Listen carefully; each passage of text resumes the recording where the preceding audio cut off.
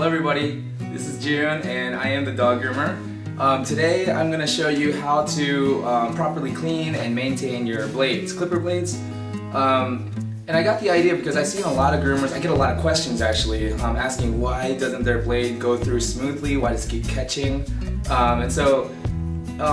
You may have experienced it yourself. You're going through a dog with the clipper blade. Let's just say it's going through pretty smoothly and it starts catching. It doesn't really go through smooth. And it starts pulling hairs and the dog starts nipping and it's no fun. So then you pull the blade out, you put another one on, and it seems to go through fine. So what do? You take this blade that wasn't working, that was catching, you throw it away, or you put it in a desk somewhere or a drawer somewhere. If that's the case, I'm going to show you how to actually get these blades to start clipping smoothly and cleanly. Abraham Lincoln once said if he had 6 hours to cut down a tree, he would spend the first 4 hours sharpening his axe. And I think that's it puts emphasis on how important it is to take care of our tools, to make sure it's sharp. That way with quality tools, with good, sharp, clean blades, we'll be able to cut down our clipping time. It's gonna give you a nice smooth cut. You won't get as many track lines. It just all around good things. Alrighty. I like to use a little old toothbrush. So whenever the toothbrush starts getting really old, rather than throw it away, you can use it to actually clean your tools with. You're also gonna need some clipper oil. And the clippers that I use personally, and they don't sponsor me or anything. It's just the clippers that I started grooming with, that I've grown used to. So it's Andes AGC Super Speed 2-speed, and the AGC just stands for Animal Grooming Clippers. What we're gonna do is, before we actually put the blade into the blade wash, what I like to do is I like to slide it open, right? Once you slide it open, you can get all of this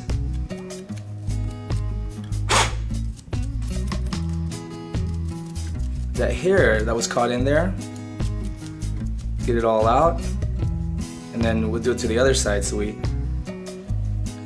close that and pull it back out on the other side, and that way we get both sides. They're all clean. Now, well, maybe not clean, but at least the hair is out of there. And even just by doing that, this blade will actually start clipping smoother again. If it is catching on hair, just by clearing out the hair that's in between the cutting blade. Oh no. Okay, great. I'm glad that happened. So if it does come out like that, by accident of course, then you just kind of wedge it in there. Oh no, what happened was this little plastic liner thing fell out. So, and my hands are not really nimble. If you look at them, they look like construction hands. So that's why I have a little bit of trouble. Here's a little trick I learned back in Nam. No, I was kidding. Okay, so you put your little hemostats in between right there, and then we're gonna use the hemostats here. So I'm at a weird angle to lift it, and we'll slide it right back in. Okay, so now we can slide it right back in there. Okay, so just by clearing the hair that's in between the cutting blade and the guide blade there, you'll get a nicer cut. But I like to go a step further, and then you want to make sure it's running. Turn it on. That's a 7 blade. So what we're gonna do is we're gonna dip it into the clipper wash, and just the tip. You don't want to dip the whole thing in there. You just want to get the cutting part right there. So right in the blade wash for about 10 seconds. All right. Now I'm gonna wipe that clean. You can even take it off, really. That way you can nice and clean. And then there's several ways you can do it. You can slide it out again and you can oil it like that. Just get the oil on there and on both sides. So right there. So you can oil it like that, and that's alright.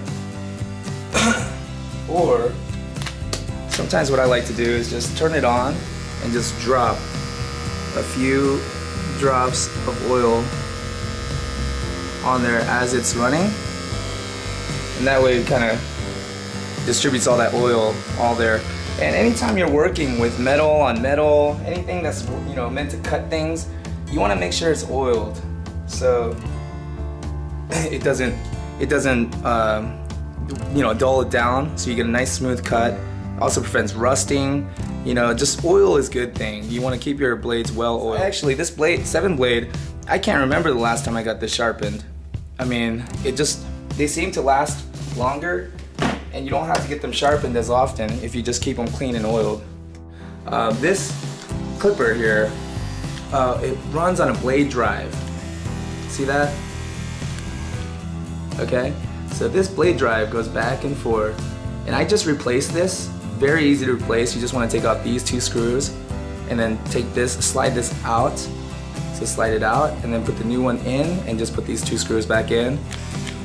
And I just replaced it recently, so no need to do so. But the thing is, when you keep your blades clean and your blades are well oiled and they're clean, and you know, it's not putting too much wear and tear on the clipper blades, I mean on the clippers itself, you won't really have to change the blade drive out that often either, because it's not working as hard to keep moving these dull, you know, unoiled blades. Just by taking a little bit of time every day, you actually save yourself a lot of time and money in the long run, and you'll actually get better quality work as well. Thank you guys so much for watching my videos. I really appreciate it. Keep the questions coming in. This video actually was a result of somebody asking me a question about their clipper blades and why it catches.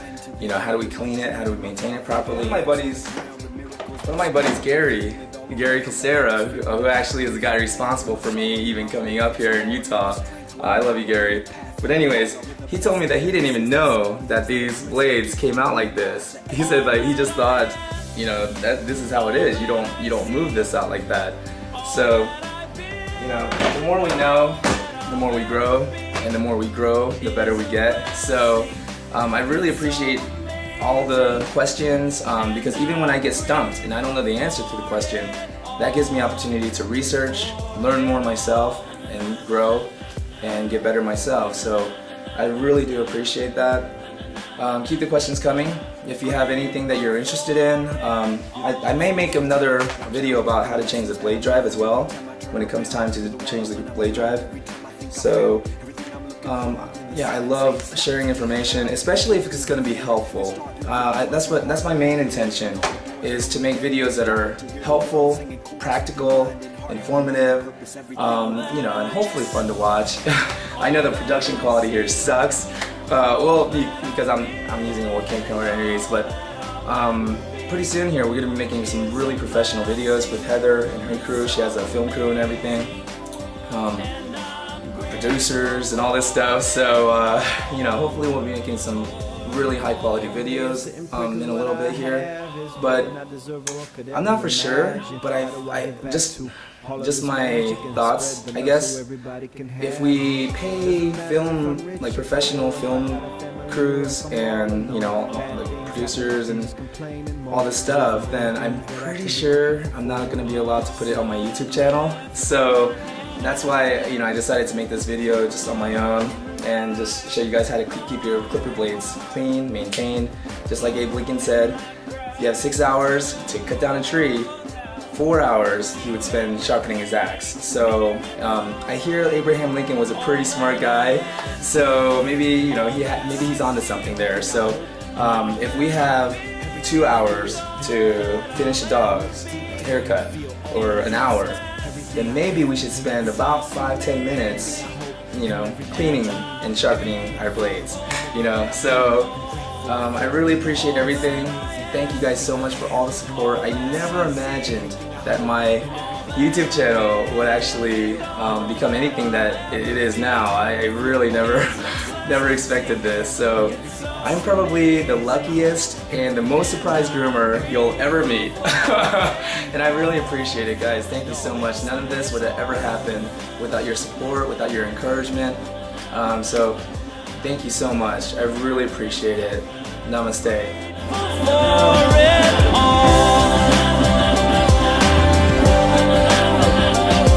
You're the blessings that exist, the small things that are bliss, the gift to realize that everything is a gift. This is good. Hello everybody, this is June and I am the dog groomer. Today I'm going to show you how to properly clean and maintain your blades, clipper blades. And I got the idea because I've seen a lot of groomers, I get a lot of questions actually, asking why doesn't their blade go through smoothly, why does it keep catching?